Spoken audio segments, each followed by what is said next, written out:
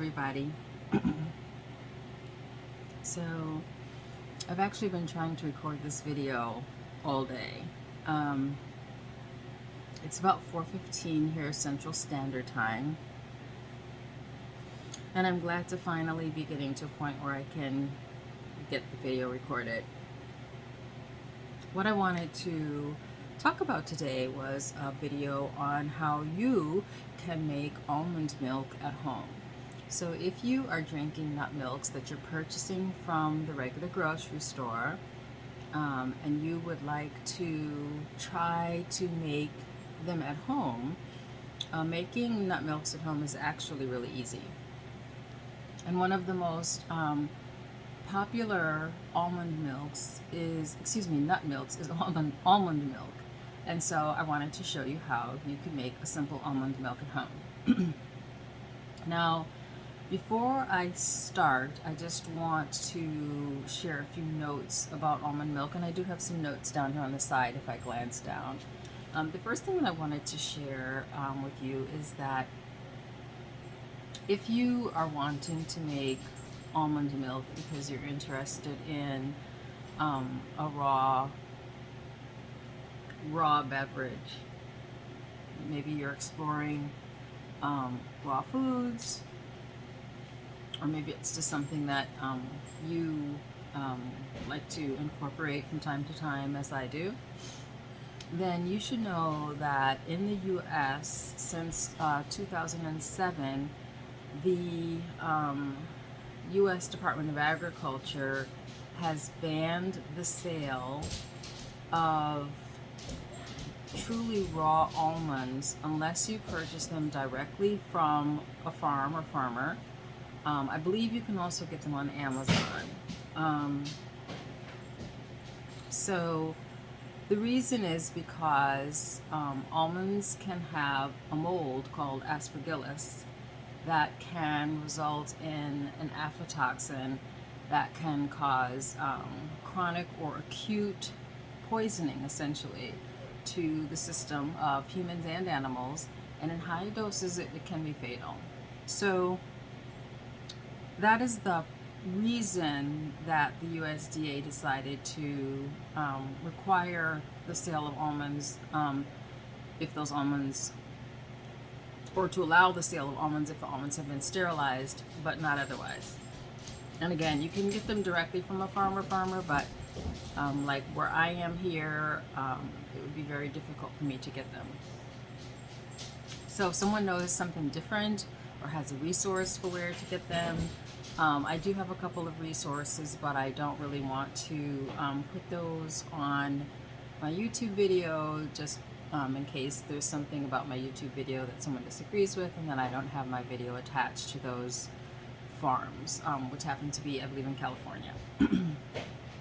For me, I just go to the local cooperative and purchase the almonds that they have available.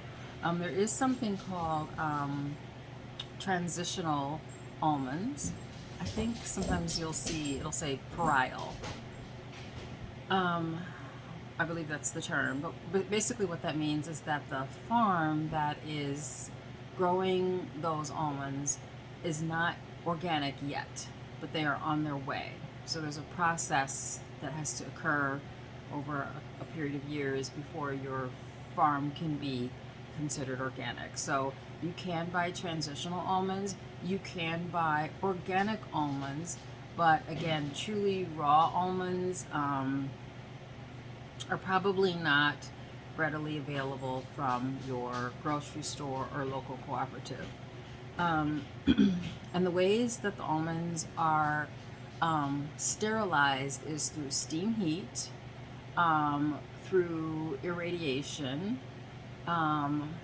through roasting, what was the other one I had? Oh, blanching, and then through a process called, a treatment with something called propylene oxide, also called PPO.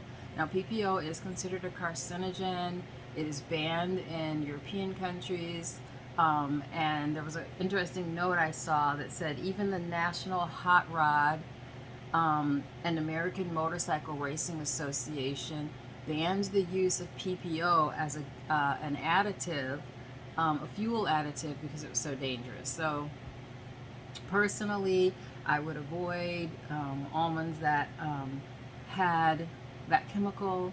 And if you know, are not able to get truly raw almonds, then just know that some of those other processes, for example, the irradiation, which, let's see, there's an ionization process that irradiates the almonds. I don't know much more about it in detail, but at least those are not so chemically dangerous. Now, the interesting thing about that is that even after the sterilization process has occurred, via whatever method is used, almonds can still be labeled as raw when they are sold, and there's no requirement to indicate how they were sterilized. So if you go to the store and you're purchasing raw almonds, you're probably not getting raw almonds. And I'm sharing that not because it in any way impedes your ability to make your almond milk at home, but you should just know the truth about what you're purchasing. Now, as far as preparing your almonds, some things that you want to remember is, although you can just get your almonds out the bag, throw them in the blender, and make your almond milk, I would recommend that you soak them at least for 8 hours, preferably overnight. Soaking them will wash off or clear out, or whatever the process is, tannins in almonds that causes them to be a little bitter. And you can sometimes taste that bitterness on an almond. It's kind of like a drying, acrid sensation on your tongue, almost like the oak quality in like a barrel when you have like wine, for example, like a dry wine. So that's one reason for soaking them. Another reason for soaking them is that almonds have something called phytic acid and enzyme inhibitors that prevent them from germinating or sprouting before the appropriate time. So for example, if you took an almond and you just laid it on the table, well, that almond would just sit there for years, because those enzyme inhibitors would prevent it from just sprouting on the table, which of course would waste the almond. So this process of soaking it helps to break down those enzyme inhibitors, softens the almond, prepares it for ingestion. And another benefit of soaking the almonds is that many people think that in order to get the skin off of an almond, you have to boil it a little bit. That's not true. If you soak your almonds overnight and soften that skin, the white almond portion itself will just pop right out. So that's something to know as well. If you want to make your almond milk and you don't want to have the soaked skins included, then you can take time to pop all of the almonds out of their skin. Very easy process, and I'll try to make sure that I show you that today. And then the last thing you might be interested in is from an Ayurvedic perspective and a Chinese medicine perspective. Almonds are considered warming. So for Ayurvedic medicine, they're good for like pitta constitution. For Chinese medicine, they're good for any kind of like lung, qi stagnation, clearing out phlegm, helping to relieve cough, and they can also be beneficial for the large intestine, just getting things moving. But too much, because they do have a degree, all nuts have a degree of fat, too much of that, if you have a damp condition in your body, then, phlegm in your body, then too much almonds can actually exacerbate that. So it's something that you'd want to take in moderation. Now, I personally feel that that is relevant if you're eating the whole almond and getting the pulp fiber, and not as relevant when we're talking about almond milk. But that's my opinion on things based on my experience and my studies. So yeah, those are the couple of key points, and then let's get into making almond milk. So the first thing that you're going to want to do, I mentioned that you are going to want to soak your almonds, and these almonds have been soaking now, again I said it was 4, so they've been soaking since about 7 this morning, and you can see here that that the water is a little murky looking. So after they've soaked for a while, all of any residue and things that are coming off those almond skins in the water, you're definitely going to want to rinse that off and rinse your almonds until they rinse clear. So let's take a minute and do that. So here we are. I'm going to just kind of dump my almonds out here. And you can see that here's the almonds. And we'll talk about this in a minute, but I do have two Medjool dates that I was also soaking in with my almonds. So I'm just going to rinse everything out really nicely.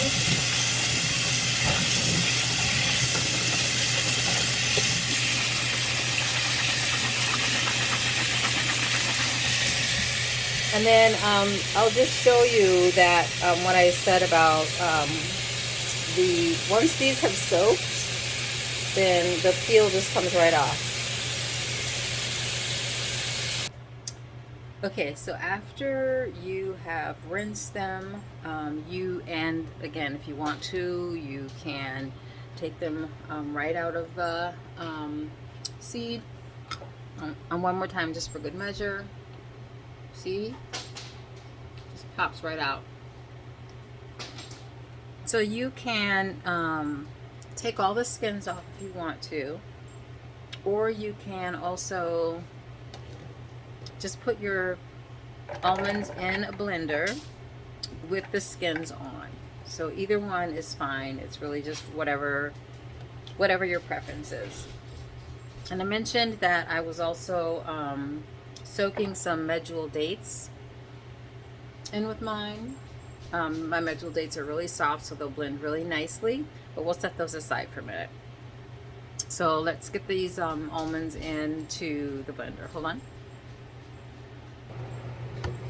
Okay, so here we are putting our nuts in the blender. And basically what I have here, what I soaked was 1.5 cups of almonds, and I'll tell you the exact measurements in just a moment. But after you've done that, you're going to want to add water and get this blended. So let's do that next. So for 1.5 cups of almonds dry, we're actually going to put in 4 cups of liquid. So that's 2, hold on. And here is the rest. Now I like my milk not too thick. Some people might feel that this is a little bit too much water for the ratio of almonds, but I'm happy with this amount. It's what I usually use. So what we're going to do next is I'm going to just add a pinch of Himalayan sea salt, and then we're going to put this on the blender and blend, and this is a Vitamix, so we'll do that next. So here is my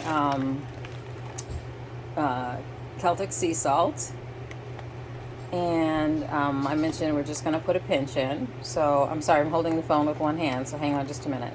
And here I am. So we're truly just like a pinch of salt. Okay, you can take a look at this.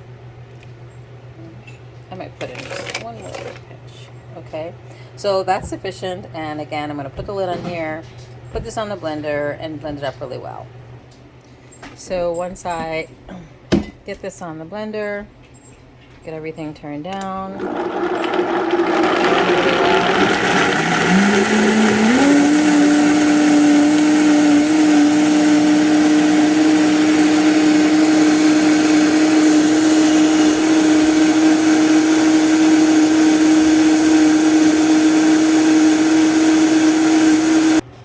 So after that is all done blending, you're going to take a Nutmilk bag. And if you don't have a Nutmilk bag, sorry about that. Stray camera view there. Probably saw my dishes in the sink. But you're going to take a Nutmilk bag or cheese. Well, I wouldn't use cheesecloth. You can also use like a pantyhose if you don't, obviously a clean unused pantyhose, and spread it out over a bowl like so. And Then you're going to take your almond milk and pour it into the bowl like so through the nut milk bag. And then you're just going to want to take that nut milk bag, bring all the ends together, and we're going to squeeze the milk out. So let's see how I can figure out how to do this so that you can see it. Okay, so here I am. It's getting a little dark. I'm going to have to break down and put the light on in a minute. But so you're going to gather up the sides of your nut milk bag, making sure that none of the milk spills out or can spill out on the sides. So just really make sure that you've gathered up all of the sides. And this is actually a new nut milk bag that I haven't used before. I'm going to turn the light on. There, that I haven't used before. You can see that the milk is already starting to drip out of the bag. The other nut milk bag I have is actually like a bag. But basically then, after you feel certain that you gathered up the sides really well, like so, okay, then you're just going to squeeze the milk out, just like this, okay. So it's actually pretty straightforward. And you can see that there's a lot of milk coming out. Now obviously, almonds on their own are not making a lot of liquid. What's making the liquid in here, of course, is the water that you've added. So that's why, again, you can try starting with a smaller amount of liquid, and then if you feel like your milk is thicker than what you really want, then you can add a little bit more water. I kind of have an idea of how thick I like mine, so that's why I gave you the measurements that I gave you. I actually do weigh out all of my almonds each time so that I can use the exact same amount each time and know that I'm going to get a consistent almond milk. So after you've squeezed everything out, okay, and you can just keep milking this as much as you feel you know, makes sense. When you're done, you're going to wind up with hold on a minute. So that's about it. Inside of here now is just going to be almond pulp that you can dehydrate and use for other dishes that you make, which we can talk about on another video. But in the meantime, let me just put this on a plate for now. In the meantime, then you're going to have a nice bowl. Let me actually flip this. A nice bowl of almond milk. And now this almond milk you're going to pour back into the blender, and that's when you will add your softened Medjool dates. Oh, there's an almond. You'll add your softened Medjool dates, and you can also put in a little vinegar. Hold on. So here I am pouring the almond milk back into the blender. Okay. Oops. Again, I said I'm using one hand, so just bear with me. So you've got your almond milk in there, and what have we got here? About, what is this? Looks like about 30 ounces. We'll throw our Medjool dates in there. Other things that you could put in here could be a banana, some cinnamon, a little vanilla to really enhance the flavor, but typically this is all that I'll use. So we're going to put this back on the blender and blend it up, and then we'll have some milk. Hold on. So I'm getting ready to start this back up again. Let's get everything going down here.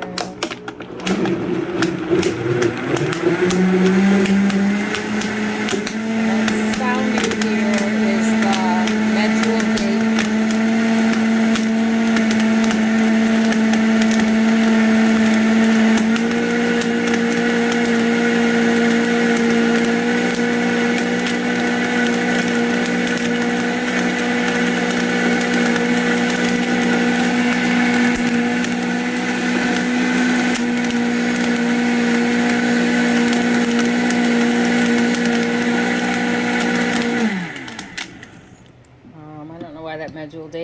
making so much noise in there. Maybe there was a seed in there.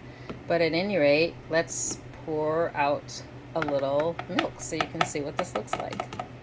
So here we are now with a glass, and we're going to pour a little milk in here. And there we are with a beautiful glass of almond milk. Hold on just a minute. Here I am with my glass of almond milk. Very good. Very almondy. It's not very, very sweet. It's, I think, about as sweet as milk. Now, if you want it to be a little bit creamier, it does have some froth. I don't know how well you can see that. Let's see. So there is a little froth, and normally I would put this in the refrigerator so that it was cool. If you want something a little bit creamier, you could add some macadamia nuts in there. Macadamia nuts are incredibly fatty, so that will give you some fat. And then some other things to think about is this will separate. So if you're kind of grossed out by foods separated, or you think your family will and it'll just completely turn them off from being even willing to try this, then what you could add is something that would be an emulsifier. So I'll show you a good emulsifier you could use. Just a minute. So lecithin is a good emulsifier. Maybe this is backward to you, I don't know, but this is sunflower lecithin, and you can see that it's about 2,000 milligrams of sunflower lecithin in 2 soft gels. So you would have to break the soft gels open and put them into your nut milk. You can also get sunflower lecithin in a powder form, which would be easier to use. I just it wasn't available at the store when I went out to purchase some things to make this video for you. But I hope you'll try this and let me know how it worked out for you. And if you have any comments, definitely please leave some comments below. And then if you like my video, of course, please like it. If you like my content and want me to make more content, then please subscribe and help me to increase my subscribership. And then if you have some ways that you make nut milks, I'd love for you to share that so that other people in the community could also see that. It's all very Veronica. Have a good day.